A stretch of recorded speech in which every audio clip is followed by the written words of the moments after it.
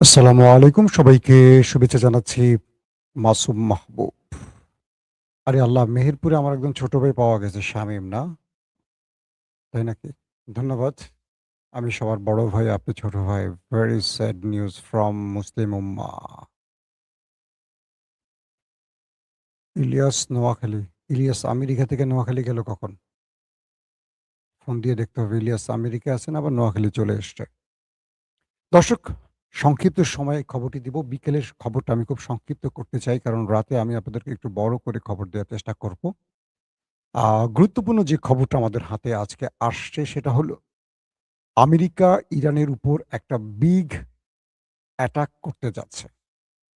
America ইরানকে বড় surprise দিতে চায় একটা বড়সড় হামলার মাধ্যমে। পেন্টাগন আমেরিকাকে কি বলল? হোয়াইট হাউজে আমেরিকা তার যুদ্ধকালীন যে ক্যাবিনেট বা তার জেনারেলদের সাথে, রাষ্ট্রের হাই অফিসিয়ালদের সাথে কি মিটিং করলেন, কি সিদ্ধান্ত নিলেন? এবং ট্রাম্পের সিদ্ধান্তের পর ইরান কি সিদ্ধান্ত নিল? কিছুটা পশ্চিমবঙ্গের খবর আজকে দেওয়ার চেষ্টা করব ভারতের নির্বাচনের ফলাফল বিষয়।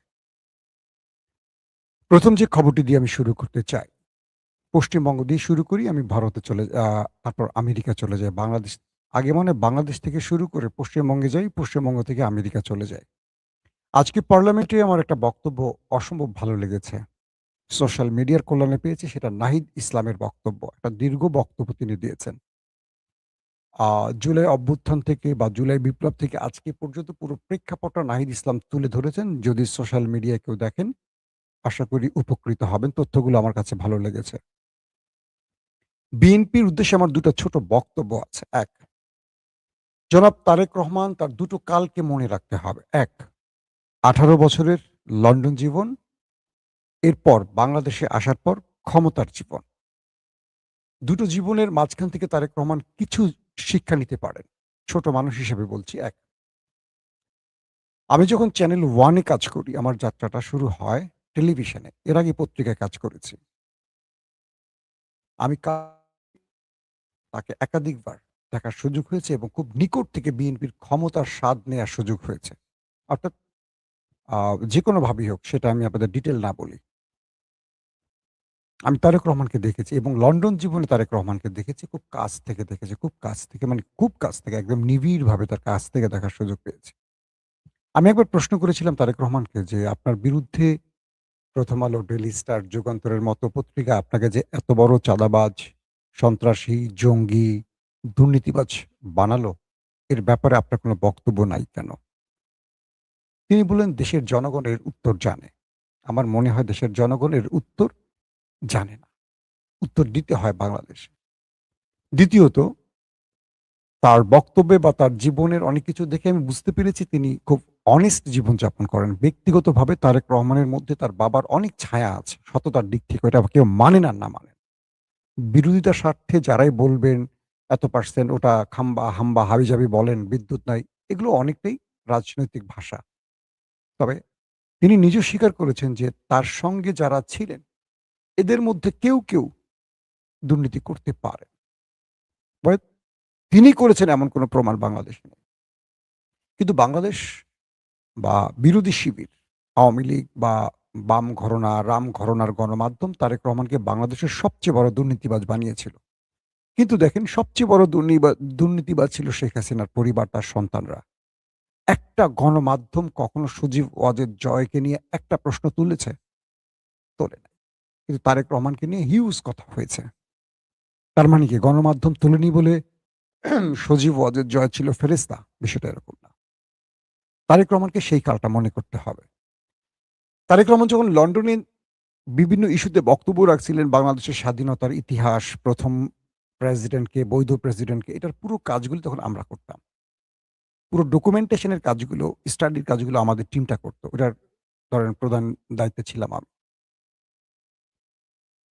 সেই সময় তারেক রহমানের বক্তব্য আইন করে বন্ধ করে দেয়া হয়। ১ম এ মানে শেখ হাসিনাই বন্ধ করে দেয় তার ক্যাঙ্গারু কোর্ট বা আদালতের মাধ্যমে। কোন টেলিভিশন তারেক রহমানের বক্তব্য প্রচার করত না। একটা টেলিভিশন বক্তব্য প্রচার করত, সেটা হলো একুশে টেলিভিশন। সেই প্রচারটাও আবার আমরাই করতাম। কারণ আমি একুশে টেলিভিশনের নিউজ এডিটর ছিলাম। আমার স্পেশাল করেসপন্ডেন্ট ছিলেন কনক সারওয়ার। তারেক রহমানের বক্তব্য প্রচারের জন্য সবার আগে ধাবরানি আমি খাই। আমি দেশ ছেড়ে চলে যাই। পরবর্তী একই অপরাধে কনক সারওয়ার আটকা পড়ে ৯ মাস জেল খাটে। ভাগ্যক্রমে আমি বিদেশ গিয়ে বেঁচে যাই। একটা বিষয় একটু মনে রাখা উচিত। আমরা কিন্তু সাংবাদিক ছিলাম। আমরা কিন্তু দলবাজ কোনো কর্মী ছিলাম না। সত্যটা তারেক রহমানের বক্তব্যটা তারেক রহমানের মুখ থেকে প্রচার করতাম। আমরা তারেক রহমানের বিএনপির নেতাকর্মী বা মিছিলের কেউ ছিলাম না। বা বিএনপি পন্থী সাংবাদিকও ছিলাম না। সংবাদ কর্মী হিসাবে কাজ করতাম। এখন আমার বক্তব্যটি শুনে আপনাদের কাছে মনে হচ্ছে আমি বিএনপির লোক ছিলাম, বিষয়টা এরকম না। মানে যে সাংবাদিকতাটা বাংলাদেশে কেউ করে না, আমরা সেটা করার সাহস করেছিলাম। আমরা আওয়ামী লীগ বিরোধীও ছিলাম না। কিন্তু সত্যটা প্রকাশের জন্য জীবনের অনেক লড়াই বা অনেক কি বলবো বিপদের মুখোমুখি হতে হয়। তো গত ১৮ মাস যারা ১৮ বছর যারা তারেক রহমানকে দুর্নীতিবাজ বলেছেন, তাকে লুটপাটকারী বলেছেন, অনেক কিছু বলেছেন, জঙ্গির মদতদাতা বলেছেন। সেই গণমাধ্যম, সেই লোকগুলো কিন্তু এখন তারেক রহমানের পাশে এসে দাঁড়িয়েছে। সেটা 'প্রথম আলো', ডেইলি স্টার সহ আরো অনেকে। যারা তারেক রহমানকে নিয়ে তুচ্ছ-তাচ্ছিল্য করতেন, প্রধানমন্ত্রী তারেক রহমানের পাশে এসে তারা ভিড়ে গেছেন বড়, বড় প্যাকেট বা খামের জন্য। বিএনপিও সবকিছু ভুলে যায়। বিএনপি তার বন্ধু ভুলে যায়, শত্রুকেও ভুলে যায়। শত্রুকে বন্ধু বানিয়েছে, বন্ধুকে শত্রু বানিয়েছে। তো এই সংক্ষেপ কথাটুকু এটুকু বললাম বিএনপির উদ্দেশ্যে যে, আজকে যারা বিএনপির পক্ষে কথা বলছেন, তারেক রহমান প্রধানমন্ত্রী হওয়ার আগে তারা পক্ষে কথা বলেন নাই, বিরোধিতাই করেছেন। আওয়ামী লীগের পক্ষে কথা বলে পকেট ভারী করেছেন, এখন বিএনপির পক্ষে কথা বলে পকেট ভারী করছেন। এদের থেকে সাবধান থাকবেন। কারণ কালকে যখন তারেক রহমান হাসিনার মতো বলব না, এটা ভুল হবে। তিনিও একটা গণতান্ত্রিক প্রক্রিয়া ক্ষমতা শেষ হবে, বিদায় নেবেন, আবার নির্বাচন হবে। মনে রাখবেন সেই সময়টা আজকে এই লোকগুলো তারেক রহমানকে বৃদ্ধাঙ্গুলি দেখাবে।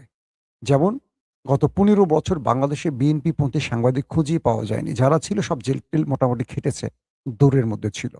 কিন্তু বাংলাদেশে এখন সবাইকে বিএনপিপন্থী সাংবাদিক মনে হয়। মনে হয় না? সবাইকে বিএনপিপন্থী মনে হয়। কেউ আর আওয়ামী লীগ নাই। তাহলে ১৫-১৬ বছর আওয়ামী লীগের সাংবাদিকগুলি কোথায় গেল?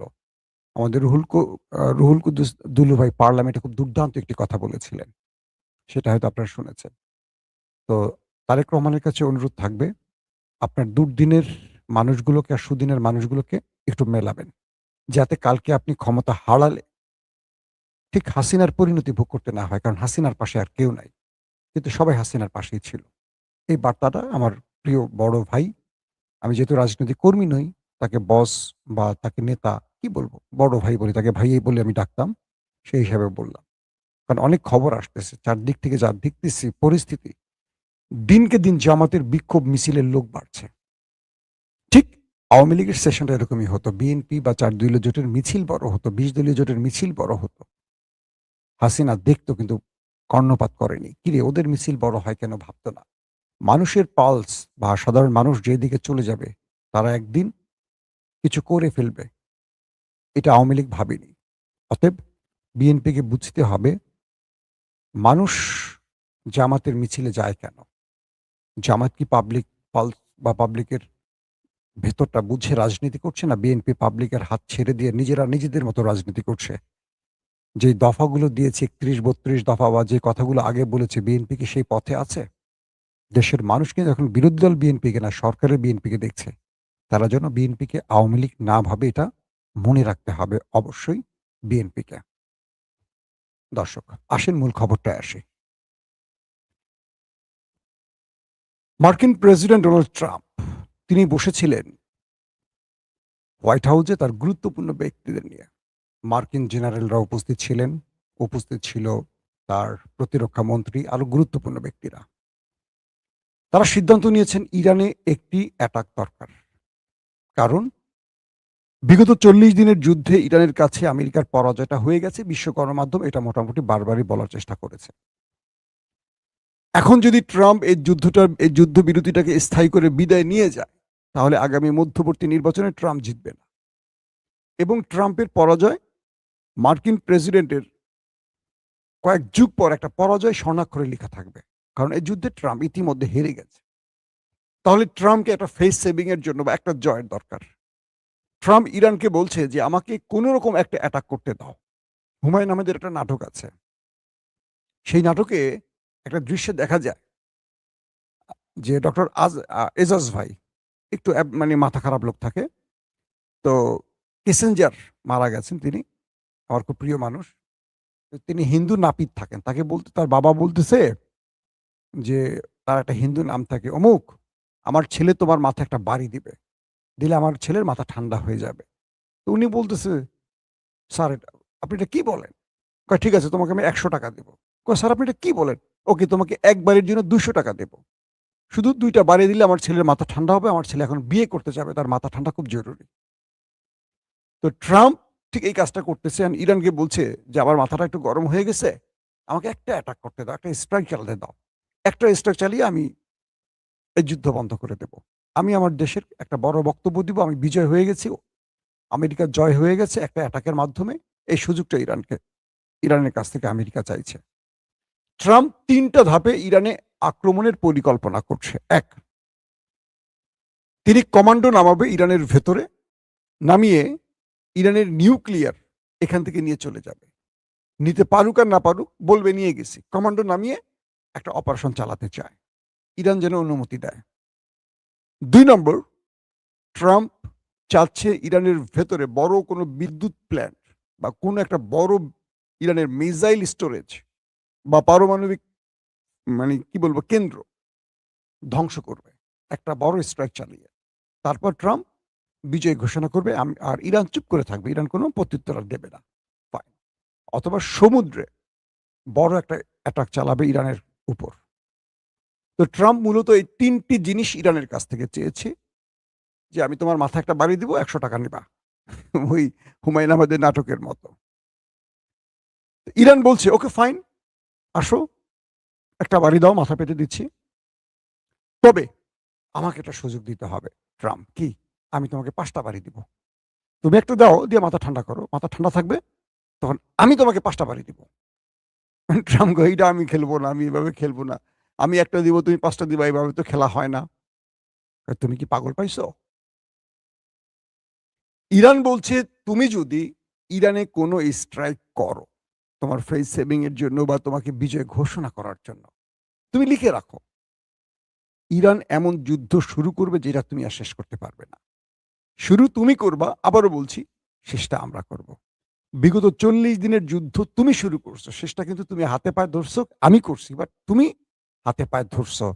আমেরিকারে ধরছো, কি পাকিস্তানরে ধরছো, তুরস্করে ধরছো, মিশরে ধরছো। তুমি ইরানরে কি বলে চীনরে ধরছো, রাশিয়ারে ধরছো। কারে ধরো নাই? আবারও বলছি, তুমি স্ট্রাইক চালাতে চাও, চালাও। কিন্তু এটা শেষ হবে না। এটা চলবে লম্বা সময় ধরে। তুমি প্রস্তুতি নিয়ে আসো।" মার্কিন প্রেসিডেন্ট পেন্টাগনের chief of staff chairman Dan কেনকে বললেন, "ডেন কেন, কি পরিমাণ মিসাইল আছে? কি পরিমাণ বাংকার ব্লাস্টার আছে? বলো একটু শুনি।" বলল, "স্যার আমাদের অর্ধেকের বেশি মিসাইল ফুরিয়ে গেছে। আমাদের আকাশ প্রতিরক্ষায় যে মিসাইলগুলো ব্যবহার করি সেখানেও মিসাইল কমে আসছে। আমরা কয়দিন টিকে থাকবো জানি না। তবে এটা মাস ছাড়িয়ে গেলে আমাদের সংকট তৈরি হয়ে যাবে।" বাকি ক্যাবিনেটের লোকেরা ট্রাম্পকে একই কথাই বললেন যে, ইরানের সাথে একটা বিজয় দিয়ে যদি যুদ্ধ শেষ করতে হয়, একটা স্ট্রাইকে ইরান থেমে যাবে না। কারণ এর আগে আমরা ইরানের কাছ থেকে যে শিক্ষাটা পেয়েছি সেটা হলো ইরান আঘাতপ্রাপ্ত হলে ইরান আর ছাড়ে না। ইরান মরলে মরবে কিন্তু তারা শত্রুকে শেষ করে মরবে। কিন্তু ট্রাম্প কোনোভাবেই যুদ্ধটা এভাবে শেষ করতে চায় না। তিনি একটা স্ট্রাইক করে শেষ করতে চায়। শুধু একটা স্ট্রাইক, লম্বা যুদ্ধ না, আরেকটা করবে। একটা বাড়ি দিয়ে তিনি খেলা শেষ করতে চান। কারণ বিজয়টা তার দরকার। মিডিয়াতে একটা বক্তব্য দেওয়ার জন্য একটা এজেন্ডা তো তার লাগবে। কাল রাতে ভ্লাদিমির পুতিনের সাথে ডোনাল্ড ট্রাম্পের ৯০ মিনিট কথা হয়েছে। যারা আজকে সকালের লাইভটা দেখেছেন তারা ইতিমধ্যে সেই খবর পেয়ে গেছেন। ভ্লাদিমির পুতিন স্পষ্ট করে ডোনাল্ড ট্রাম্পকে বুঝিয়েছে যে, "তুমি ইরানে আক্রমণ করে সবচেয়ে বড় ভুল করতে যাচ্ছ আবারও। Be careful. ইরান এবার যে যুদ্ধটা ছড়াবে এটা লম্বা সময় না, দীর্ঘ সময়ের যুদ্ধ হবে। যেটা তোমাকে আর কোনো পেছনে ফেরার সুযোগ দেবে না। তুমি বুঝে শুনে মাঠে নামো।" এবং ইরান বৃহৎ পরিকল্পনায় নেমেছে। তার ৩ কোটি মানুষ এই যুদ্ধে শামিল হবে। এবার তুমি চিন্তা করো তুমি কি করবা? এবং ভ্লাদিমির পুতিন বলেছে, "ইরানের শেষ দিন পর্যন্ত আমরা ওদের সাথে থাকব।" তার মানে তোমাকে রাশিয়াকেও মোকাবেলা করতে হবে। এই পরিস্থিতিতে এখন মধ্যপ্রাচ্যে উত্তেজনা ক্রমান্বয়ে বাড়ছে। পাশাপাশি ইরান গতকালকে এবং পরশুদিন ২ টো ঘোষণা দিয়েছে, হরমুজ প্রণালীতে যেকোনো সময় তারা মার্কিন যুদ্ধ জাহাজে স্ট্রাইক চালাবে। যদি তাদের কোনো তেলের জাহাজকে টার্গেট করা হয়। তার মানে ইরান নিজেই বলছে যে, আমেরিকার আক্রমণ করা লাগবে না। আমেরিকার উপর আমরাই যেকোনো সময় স্ট্রাইক চালিয়ে বসব। এখন ইরান সুযোগটি খুঁজছে। যেকোনো সময় নিজেরাই স্ট্রাইক চালিয়ে যুদ্ধ শুরু করে দিতে পারে। অনর্থক ছড়াবে না। ইরান তাদের তেলের কোনো জাহাজ আমেরিকা দ্বারা আক্রান্ত হলে তারা এই কাজটা করবে। পাশাপাশি মার্কিন প্রেসিডেন্ট যে কথাটি বলেছিল যে, ইরান যেহেতু তেল আর রপ্তানি করতে পারছে না, যেকোনো সময় তাদের তেলকূপগুলোতে বিস্ফোরণ হবে। কারণ প্রতিদিন ৩৫ লাখ ব্যারেল তেল উৎপাদন করে ইরান। সেখানে সেই উৎপাদন ৫ লাখে চলে এসছে। তার মানে এটা এখন পাইপলাইনে বিস্ফোরণ বা তেলকূপে বিস্ফোরণ হওয়ার সুযোগ আছে। এবং ইরান বলে দিয়েছে, তুমি সেই স্বপ্নে বিভোর থাকো। ইরান জানে সেটাকে কিভাবে কন্ট্রোল করতে হয়। তার মানে সেখানেও ট্রাম্প ধরা খেয়ে গেছে। অর্থাৎ এই তেলকূপের মার্কিন ব্লকেটের আগের বক্তব্য আজকে এসে দেখা গেল আজকে অনেক দিন হয়ে গেল কিন্তু ইরানের তেলকূপ একটাও বিস্ফোরণ ঘটেনি। এই পরিস্থিতিতে আমেরিকা এখন সবচেয়ে বড় বেকায়দায় আছে এ কারণে যে ট্রাম্পের পাশে বিশ্বের কেউ নেই ইসরায়েল ছাড়া। আরব নিজেরা নিজেদের দ্বন্দ্বে জড়িয়ে গেছে। কোন আরব রাষ্ট্র আমেরিকাকে ইরানে হামলার অনুমতি দিচ্ছে না। একমাত্র আরব আমিরাত ছাড়া। আরব আমিরাতের বক্তব্য ভিন্ন রকম। কখনো অনুমতি দিচ্ছে, কখনো দিচ্ছে না। কখনো গোপনে কাজ করছে, কখনো প্রকাশ্যে না বলছে। তো এই পরিস্থিতিতে আমেরিকা যদি ইরানে আক্রমণ করে বসে, আর ইরান যে ঘোষণাটি দিয়েছে আমেরিকাকে যে, "তুমি একটা স্ট্রাইক চালাবে আর এটা আমরা অনন্তকালের জন্য শুরু করব এই লড়াইটা। এবার তুমি বিবেচনা করো।" তার মানে আমরা বুঝতে পারছি যেকোনো সময় আরেকটা বড় যুদ্ধের দিকে যাচ্ছে মধ্যপ্রাচ্য। দর্শক, যে খবরটি দিয়ে শেষ করতে চাই, পশ্চিমবঙ্গের নির্বাচন মোটামুটি শেষ হয়ে গেছে বা তাদের যে বুথ ফেরত আ ফলাফল যেগুলো বিভিন্ন জরিপে আসছে, সেই জরিপের কয়েকটা তথ্য পাওয়া গেছে এরকম আমি কয়েকজন সাংবাদিকের সাথে কথা বলেছিলাম পশ্চিমবঙ্গের। তারা বলছে ১৯০ থেকে ২০০ র অধিক আসন পেতে পারে তৃণমূল কংগ্রেস। আর ৭০ থেকে ৮০ বা ৯০ এর মধ্যে থাকবে বিজেপি, তাদের আসন। কংগ্রেস, সোনিয়া গান্ধীর দল কংগ্রেস, তারা ১ থেকে ৫ এর মধ্যে থাকতে পারে। বামপন্থীদের আসন এরকম কমে যাবে। আগামী ৪ মে, মে তো মের ৪ তারিখে এখানকার রেজাল্ট হবে। আপনারা হয়তো জানবেন। আবার ভারতীয় গণমাধ্যমগুলো বলছে যে এটা হলো অল্প কিছু লোকের উপর জরিপ, যেটা বুথ ফেরত জরিপ বলা হয়। এর আগেও আমরা দেখেছি যে এরকম করে আ তথ্য অনেক সময় মিলে যায়। ভারতের নির্বাচন তো আমাদের মতো না। যারা ক্ষমতায় থাকে তারাই জেতে। বিএনপি ক্ষমতায় আসার পর আমরা দেখেছি কয়েকটা নির্বাচন, ২ টো বোধহয় উপনির্বাচন হয়েছে। সেখানকার ফলাফলগুলো আমরা দেখেছি। ওই তো হাসিনা মানে বাংলাদেশের যারা ক্ষমতায় থাকে তারা আসলে আ কি বলবো জানি না। এটা বলতে ভালো লাগে না। যারা ক্ষমতায় থাকে তারা দেশটাকে এমনভাবে তৈরি করে রাখে, আওয়ামী লীগ আর বিএনপির মধ্যে পার্থক্য খুঁজে পাই না। এটা খুব আহত করে। ২৪ এর বিপ্লবের পর মনে করেছিলাম বিএনপি কিছু দৃষ্টান্ত দেখাবে। মাগুরা আর হবে না বিএনপি। কিন্তু দেখলাম তো এমন কিছুই হয়েছে। তো ভারতের পশ্চিমবঙ্গে তৃণমূলের আড্ডাখানায় নরেন্দ্র মোদী যদি আবারও হেরে যায়, শুধু এখানে না নরেন্দ্র মোদীর আরো বৃহৎ কয়েকটি জায়গায় হারার সম্ভাবনা তৈরি হয়েছে। তো নরেন্দ্র মোদী শেষ পর্যন্ত কতদূর যাবেন, কি করবেন সেটা হয়তো আমরা দেখব কি হয় লাস্ট ফলাফল। আজকের মতো শেষ করছি। প্রত্যেকে ভালো থাকবেন। আল্লাহ হাফেজ।